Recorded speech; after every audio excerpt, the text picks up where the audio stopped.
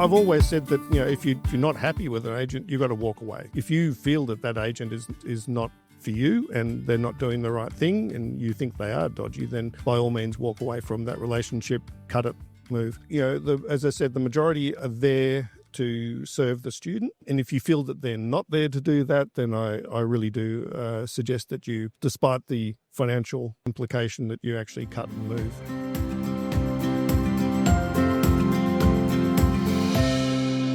G'day and welcome to Global Horizons. I'm your host, Rob Malicki, coming to you today from Ngunnawal country in our magnificent capital, Canberra. And my guest today is somebody that I've seen around the AIEC conference for many, many years, Robert Parsonson. Great to have you on the podcast. Well, thanks, Rob. Thanks, Mr. Malicki. And I'm, of course, an ardent follower of Global Horizons. I really appreciate it. It was awesome to have you here. And I'm looking forward to this conversation. But this is not your first AIEC, is it? No. One of the old guys in the industry now. In here, my first one was 1994, Sydney. And I'd been living in Japan for 4 years. I'd come back to Australia. I was working with a Japanese company, ALC Press, ALC Press, which was a education publisher about study guides in Australia. And I did a presentation at the IDP conference, as it was back then, lecturing people on how to deal with agents and how to work in Japan. And that was my launchpad, if you like. I got a job out of that into a college, a private college, an ELICOS college, and a vet college in there, and went from there. So thanks IDP conference. It was in there. It's funny, isn't it? Like these doors just open when you actually put yourself out there and are willing to actually share your knowledge with other people. It was a great day. We had a packed house in there. It was, of course, a very vibrant market back in the day. Yeah. You've opened a couple of interesting doors that I'd like to explore. I'd love to talk more about the agent side of things. Because, very selfishly, it's not a space I know a lot about. But can I pick up the thread about Japan to begin with? So what led you to that side of things in your career, like spending time there and the like? Yeah, well, graduating in the 80s from uni, Japan was the place to go. It was like they had all the answers on business and things. Well, we found out they actually didn't, but it was a great time to go. I could, as a working holidaymaker in there, and of course there was a lot of opportunities to start working in the English language sector, which led to work in the business sector in there. And from 1 year, I ended up 4 years in Japan in there, but it gave me all the skills I really needed, actually, when I came back to Australia and I did get into this industry on how to work in Asia and how to, develop relationships and how to do business in that sort of respectful manner, listening to your client and understanding, your position and how to do business in that region. So it was invaluable. For somebody that has no understanding of that culture and that background, what would be the first couple of things that you would teach somebody that maybe was moving into a recruitment role and needed to interact with Japan or business development or something in that? Yeah, I think it was really be humble and learn from the people that you're interacting with. You don't go in with a fully formed solution or product or anything in there. You go in there and you say, this is what we're doing. I'd really like your feedback. I really want to sit down with you and talk about, what we could do to make it better in there, and not to sort of bowl in and try to do a full-blown pitch to anyone. You listen, you build a relationship. It doesn't happen in a day, especially in Japan. They're very loyal, but it takes a long time to build that loyalty. So the message that I gave in IDP back in 1994 at the conference was that be patience and to listen and to sit down and listen and work with your education agent. They know the market, you don't. And, from that time onwards, I've always said you've got to listen to your agents, got to sit down, listen to your agents and work with them in their market. It's all different, every market. I'm keen to explore this just for a moment longer. Please, audience, humour me with this. So our neighbours are Japanese. Yeah. Lovely. And, I see them in the front yard and we say hello. Yeah. I've tried to engage more and to build a friendship because we want to be good neighbours. Of course. Culturally, I don't understand what I should be doing to reach over that barrier, if that makes sense. So we invited them over for dinner and they politely declined. And I was like, oh, that's unusual. And I was just wondering if culturally I'm doing something, if it was too much to step, to invite them all at once without having deepened the relationship in some other way. Is there some cultural thing that I've missed? Look, everyone's different. Everyone's different, of course. That's right. And look, I think in this one, probably a big jump to do the dinner. They don't do a lot of that in Japan. Yeah. It's more, a morning tea or to come over or something. Do they have kids? They've got one kid who's more or less the same age as our kids. Yeah. So it's more, just trying to build up the conversations across the fence and doing the things. And then, would you like to come over for a cup of tea or something like that? Just do it small. The big dinner's like, oh my goodness, what do we do? And they've got to bring a gift, and what are they going to do? What are we supposed to do? Are they new to Australia? Are they? Not too new. Yeah. No, they've been here for a while, but I get the feeling that culturally, they're still spending most of their time as a family unit, if that makes sense. Yeah. And I think, just keep up the communication, keep up the friendliness in there, and just do something small. If you invite other neighbours or you're having something together, there's some other people getting together in the street, or if there's Christmas party in the street or something like that, by all means, try and reach out. Okay. Thank you for the indulgence. It's okay. No worries. What did you study at uni then before you went to Japan? Yeah, I studied here in Canberra. I was at AIEC, and I did a geography and economic one. It was like a human geography, demographics and things, and that non-linear pathway that people are talking about in terms of careers. So when I left, I was working in a company that was doing some work with Japan. And then I decided that, look, I should learn the language. I should go for a year, do a working holiday, do a year, come back and continue in that vein. But it ended up 4 years. You get a good job. It was the peak of the bubble economy back then. It was good times. And I was working at Tokyo Gas and in their R&D section, helping with the translation and seminar preparation and doing things like that. It was fascinating. And so I ended up staying a bit longer than I thought. And when I came back, it was the bottom of the recession here. And of course, international education was just picking up, and, jumped on that. And here we are. That's awesome. That's awesome. What else did you love about Japan? Like, what got under your skin? Okay, great job is one thing, but a job is only a part of the equation. What else got under your skin up there that made you go, I love this place, or I want to spend more time? Well, it was, the ancient culture of the place and the whole, atmosphere of the cities and things like that. It's extremely dynamic. It was a great time to be in Japan, and, it was still when foreigners were still a little bit different. Now it's like, tourists go home a bit in Japan, but back then you could get opportunities, you could go places that you just never get in Australia. You get in the door of a lot of places through the embassy and through the other areas that you got invited to events and meet people that you just wouldn't have got or had the opportunities here. And so then you come back to Australia and you sort of drop into this.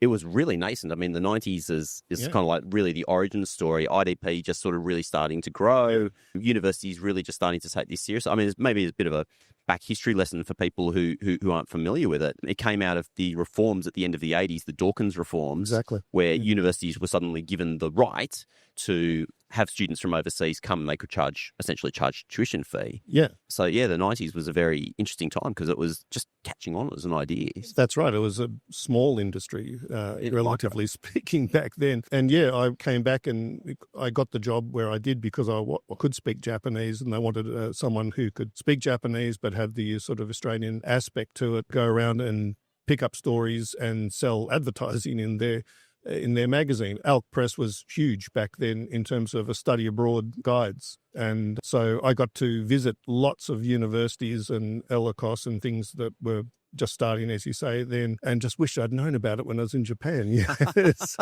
But you might never come home, right? If I'd become an agent over there, you could just see the industry just ready to grow, and we were getting a lot of Japanese students coming in at that time through the ELICOS mainly, and it was just a growth time. It was incredible. When I went and I delivered at IDP in Sydney in 94, I then worked got a job in a vet college which had ELICOS.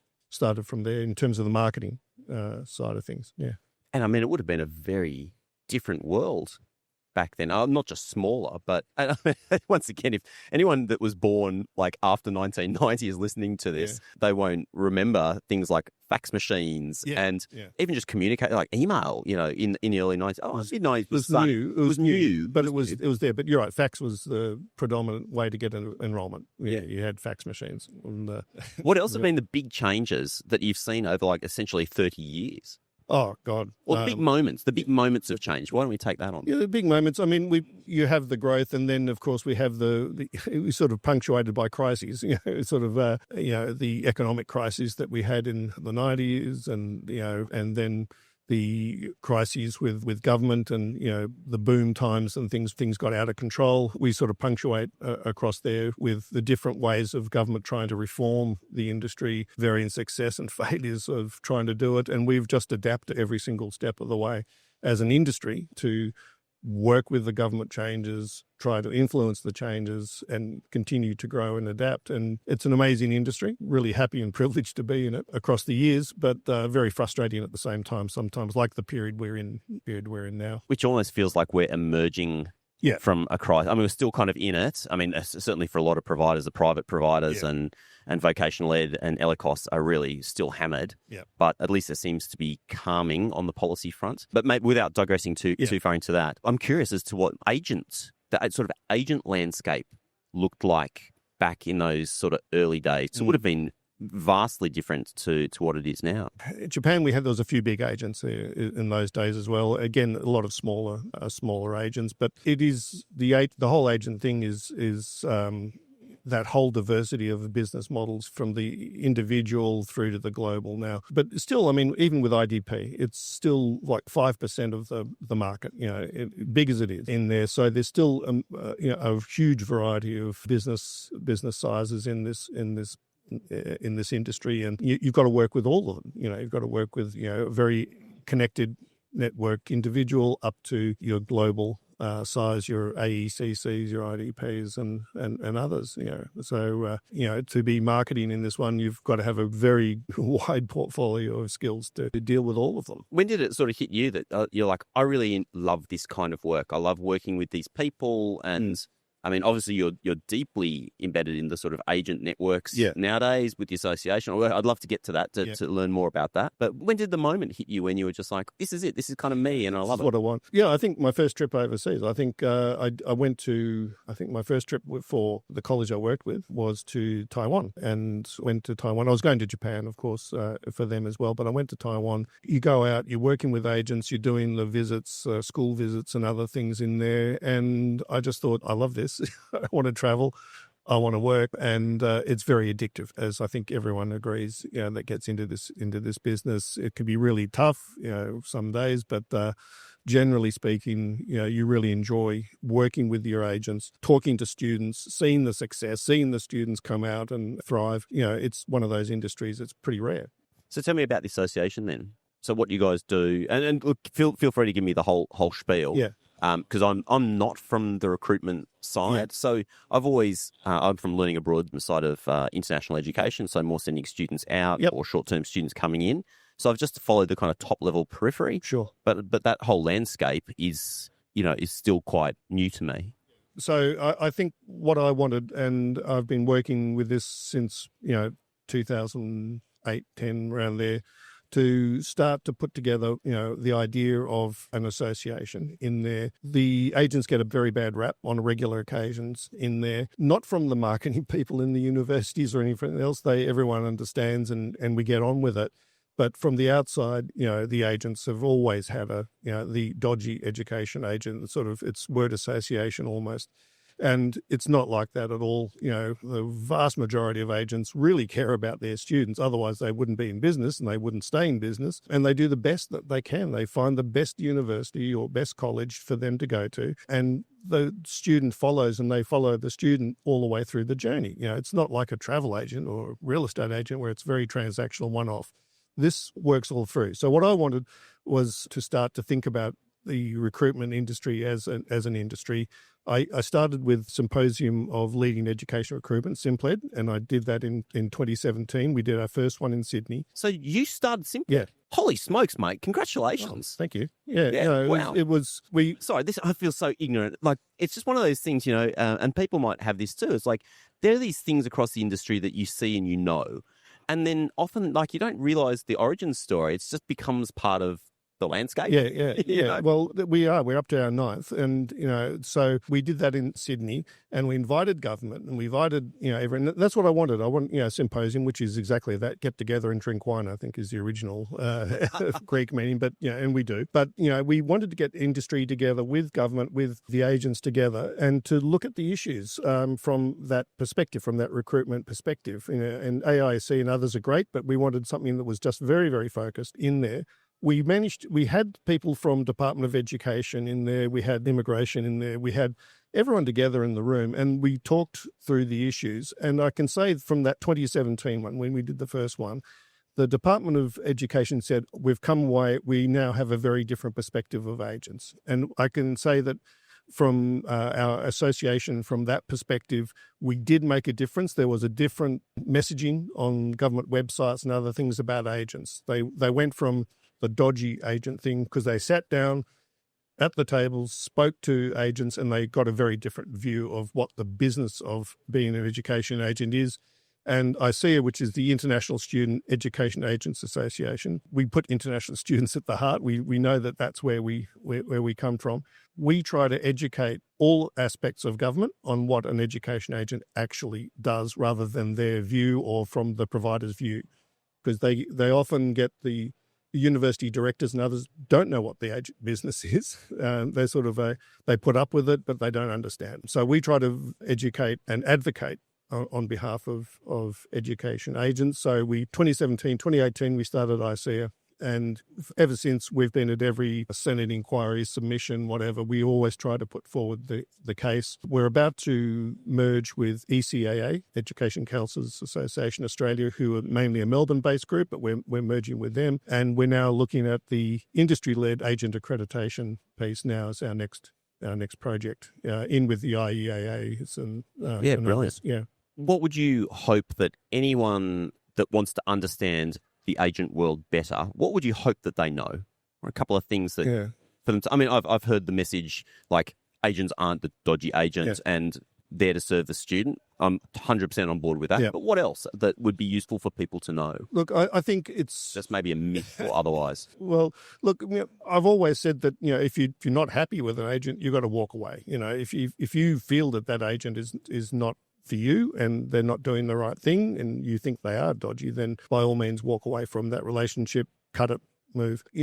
As I said, the majority are there to serve the student. And if you feel that they're not there to do that, then I really do suggest that you, despite the financial implication, that you actually cut and move away from them. There are some bad actors and bad faith operators in the business. Yeah, good operators can go bad. Yes. It has happened. It does. And when things get desperate with private colleges or vet colleges and things can go awry. But, I think the agents are there. A lot of them were students in there. They take the perspective of the student. They're very good advocates for the student. But we do need accountability and we do need transparency in the industry. And that's what we're hoping to achieve in this next sort of iteration of an industry-led accreditation piece, that there will be a point where a provider can actually have a complaints, or a student can have a complaints mechanism against an agent. Love that. In there, because that's the missing piece. Yeah. Australia's been world leading, ESOS, TPS, all these things. This is a gap because of its broad nature of offshore, onshore. In there. So we do need a point where someone can say, this isn't right. You need to have a look at this. That's so prescient, because either you self-regulate and do that, or you risk having a government or otherwise coming in and not necessarily understanding what the problems are or how to solve them. And then, that can cause far greater problems. Yeah. So it makes a lot of sense for the people who know to point out where the bad practice might be and help, like, before stomping people, because people get stomped, like, because it's reactionary, but saying, hey, look, we've picked up on this thing. Like, this is how you fix it and then do it better. Like, everybody benefits from that. Correct. And that's what we want. And we know that that's what's needed. We know the government's not going to do it at the moment. There's no money or appetite to go beyond what's happening with the provider is responsible for the agent in ESOS. So now it's we've got to actually step up as an industry, and what we're trying to do here, AIEC and other places, is to work with industry to say, okay, what can we do in terms of seed funding and getting something together. We can't rely on government grants. We can't rely on government to do anything in this area. But, we're talking social license. We're talking all these things. We need to actually, as an industry, look at the agents and to say that this is what we need next is an industry-led accreditation process that is recognised by the universities, ELICOS, VET, across the board, that these agents have stepped up and have been opened their business to be more transparent and to be accountable. Yeah, nice. What about the narrative because you often see this sort of narrative in the media and stuff too, that will just kind of pick up on, as you say, like the dodgy agent. Yeah. These two words almost go together, and that sends me up the wall when you see this in the broadsheets. That they'll pick out an isolated case, ignoring the 90 whatever percent, massive percent of students who are happy. Yes. And come through. Oh, actually, I saw stats on that recently. Did you guys put out stats on that around satisfaction? Oh, no, it's out there, and it's it's very high satisfaction. Well, ELICOS is 90% plus that go through an agent, and I think 75% overall go through an agent because the simplified visa system is not simple. So they need an absolute go-to one-stop shop to help them to navigate how to get to Australia through that system. The agents are there, and of course, they're suffering a lot because of the high visa refusal rates and things.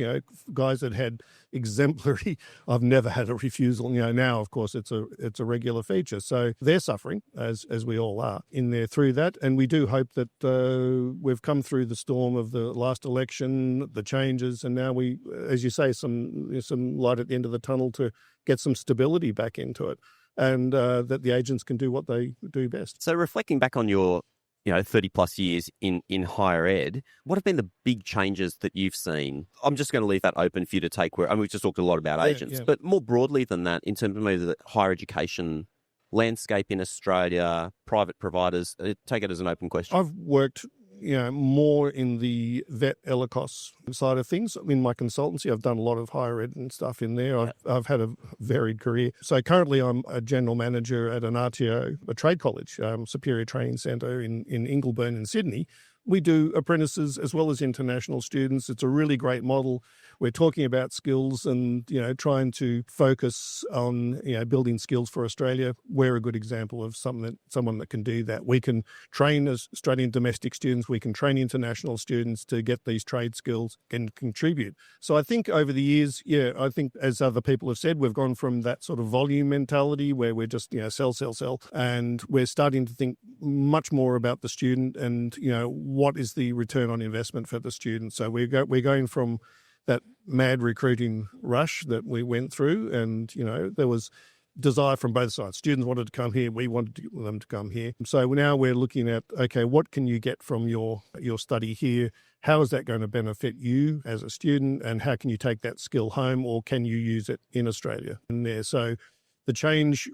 We've gone through so many changes and differences and government changes that I think we're going to be at a stage where we can help students and we can give them something of real benefit in there rather than just the English language or just this. We want to see, okay, where can you use that in the future? Yeah, it's like thinking about the outcomes for, like the customer, the user, whatever you want. I think in terms of user experience, user journey, is like if you're really clear about what the outcome is going to be at the end for that user. I'm building a tech product, so I'm very much user experience, right? But customer, like whatever you want to call it. But if you're very intentional about that at the front and you're very clear about that, everybody wins out of that, don't they? Yeah.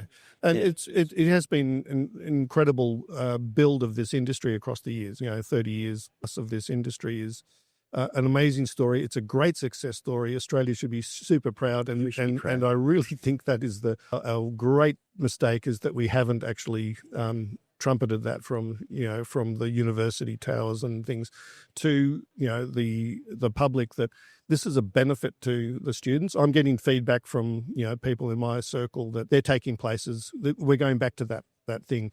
The real worry I've got now, I think, is that term mass migration that's been used by some of the opposition and other things. This sort of fear factor that is can be easily associated with students and international students, and those worrying marches and things like that. All that stuff has to be countered very, very quickly. We can't be passive and just hope the message gets out. I think as an industry, we really need to push that this is a net benefit to Australia and to Australian universities and colleges. So, let's not be shy about it anymore. What do you think is the missing piece there? Because I completely agree with you. You know, it's the story. We want to, I mean, I'm picking on the mainstream media, but it's so easy for mainstream media to pick out this one negative thing or this statistic over there, and it's a headline. Yeah. But it's also a bit disingenuous when such a vast majority of what this industry, and when I say industry, higher ed, VOC ed, ELICOS, like it's such a beautiful thing that we do, but why is the story not resonating, and what can we do to change that story? I think we need a good PR message or agency to work with the industry, because honestly, ELICOS is a great story, but we're killing it right now. In terms of tourism and other things, we don't show the link, that 40% of our tourists are education-based. All these stories that just disappear, but the media really wants, if it leads, it leads. They like meaty story that we're taking housing, we're doing whatever. That's the sort of story they like.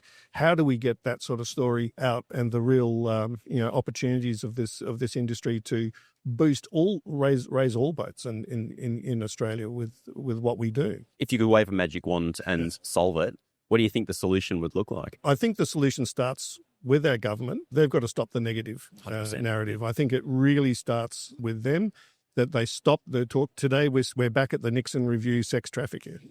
Again, every single time they stand up, we start with that. We fixed the mess that was left by the whatever. We've really got to start now with a positive narrative of this industry. And so Julian Hill, Tony Burke and Jason Clare as a starting point need to have a positive story about education and not a negative story about education. We're going to shut it down. We're bringing it down. We're, all that stuff. The election's over. Let's start to look at, as a nation, this is a really good thing, has been a good thing, right across the board these decades. I get frustrated just about the general narrative, even just like universities, higher ed, and you read articles and it's always about the Vice Chancellor's salary. Yeah. Such an easy thing for media to pick on. And you're like, yeah, but what about the cutting edge research? And what about the masses that are educated and getting great jobs and engaging with the world? It's a massive business. These are huge businesses. Yeah. And, no matter what they say, they are businesses in that sense as well. And the VCs, maybe some are overpaid, but generally speaking, it's a tough gig. And I wouldn't take it. No, like the VCs I know are amazing people. Like nobody works harder. They're essentially politicians in the sense they have to deal with the public. They deal with their internal stakeholders, with students, with government. I mean, the complexity of that job. Yeah. I'm trying to think of an equivalent, but it's like the ABC. Mark Scott is now VC at SID. Maybe that dates this podcast, but came from running the ABC. Yeah. Like it's that level of complexity dealing with public priorities, public money, no doubt, internal unions and content and everything. It's so extraordinarily complex, and it's so let's get away from the VC salaries onto the good story that we do. And I think we're all responsible around the barbecue everywhere we go when we hear that. We don't shy away from the argument to say that actually no, this is a net good. I like that around the barbecue. So what would be the story? Do you have a student story? I'm putting you on the spot here.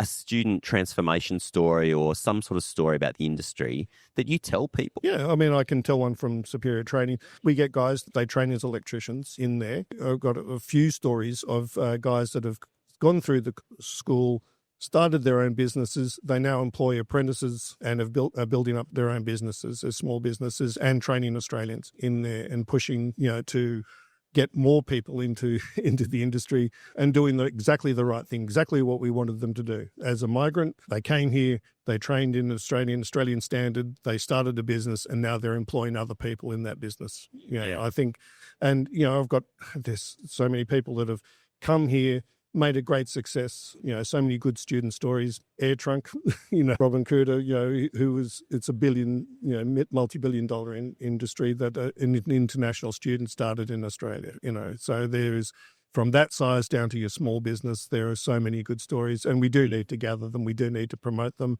But a lot of people don't want a good story. They want the sex trafficking story. Yeah.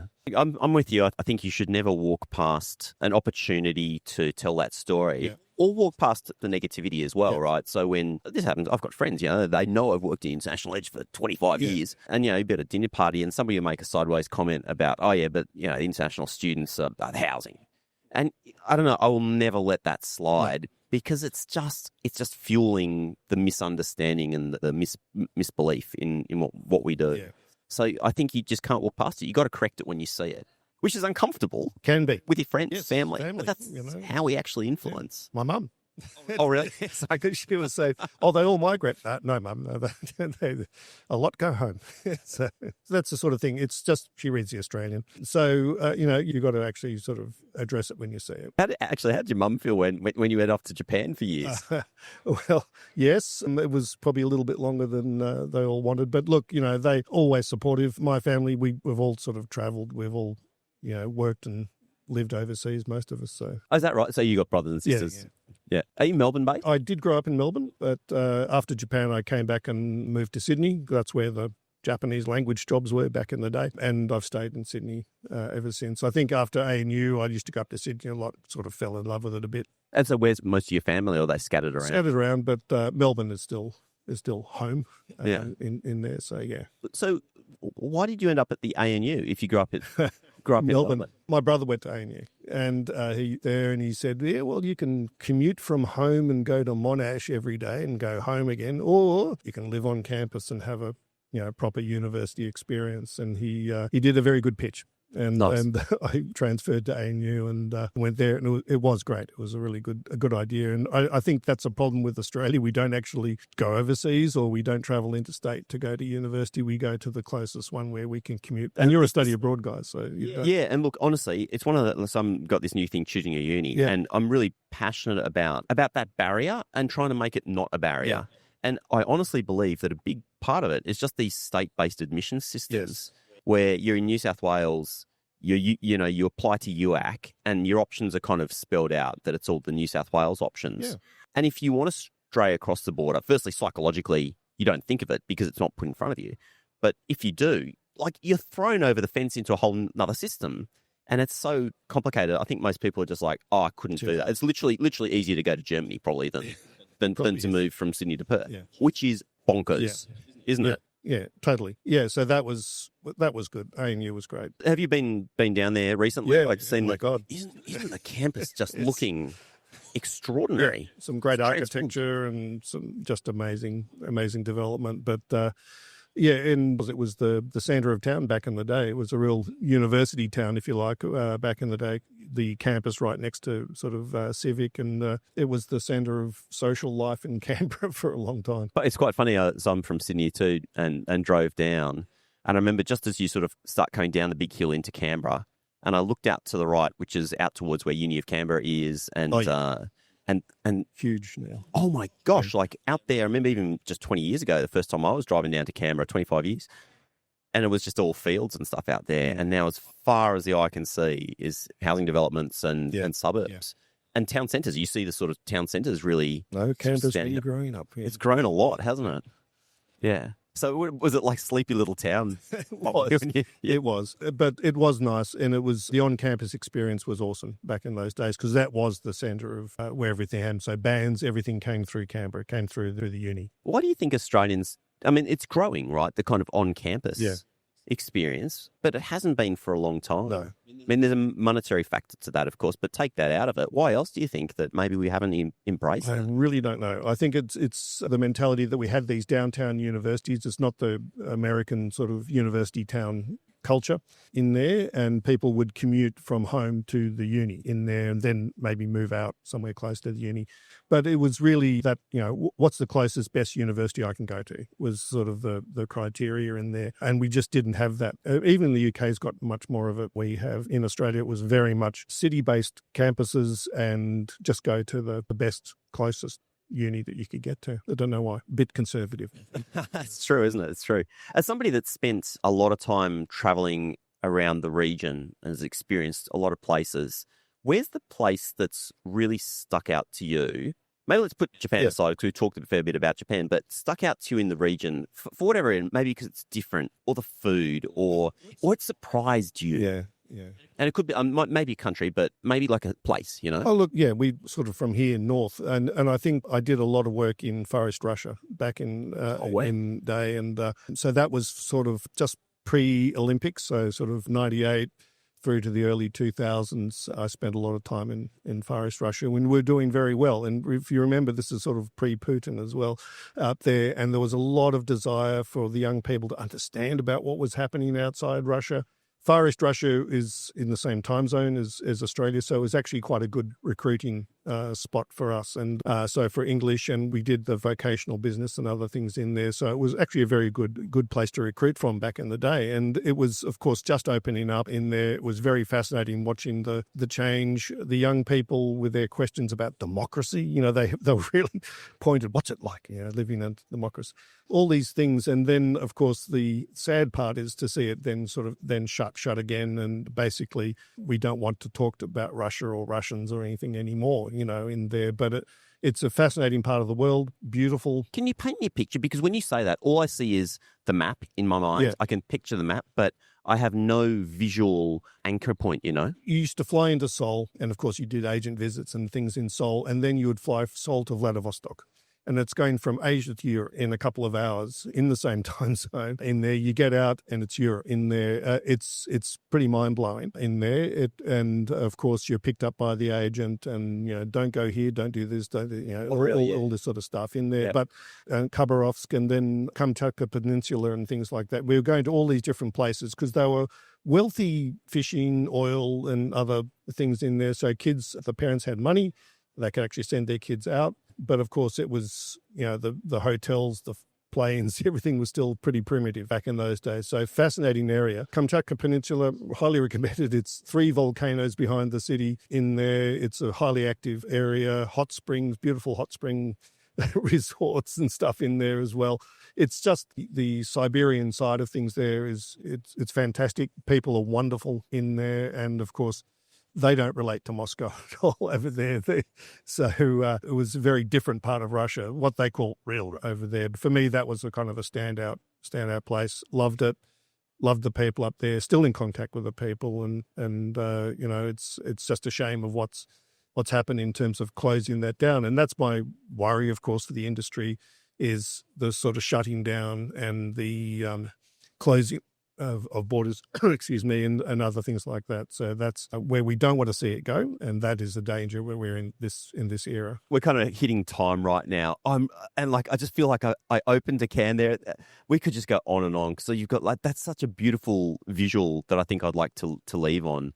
And you know, it's about thinking about, as humans, we build these walls, don't we? Like, you know, maybe it's a dictator that's building a wall, but it's also something that we can risk doing here around our industry, building a wall up, an impression in the public that, you know, somehow we're on the other side of this wall and we're the outsider and we're the enemy, you know, and that to me is the danger, maybe what we were alluding to earlier, is if we don't break down that wall quickly and soon, then those views become entrenched. Yeah, we need to be, as people have pointed out here, we need to still be global and open. We need to be a bit of a beacon in the region that we still believe in open society and in there, because you know, we've got troubles around the world, and Australia, you know, if we work hard, I think can still be that place where people have a real desire to come, you know, and build a life. Be the beacon. Yeah. Let's finish there. That's awesome. Okay. Robert Parsonson, super good to have you on the Global Horizons podcast. Thanks for joining. Thanks, Rob. Absolute pleasure. If you've enjoyed this episode of the Global Horizons podcast, consider subscribing to our newsletter. Search for Global Horizons podcast and then just pop in your email address, and that way you will never miss out on all the critical international education news that you need to stay up to date with. This episode has been produced on Garigal land in Sydney. Our video and audio editor is Len Zamora, and I'm your host, Rob Malicki. Have an awesome day. See you in the next episode.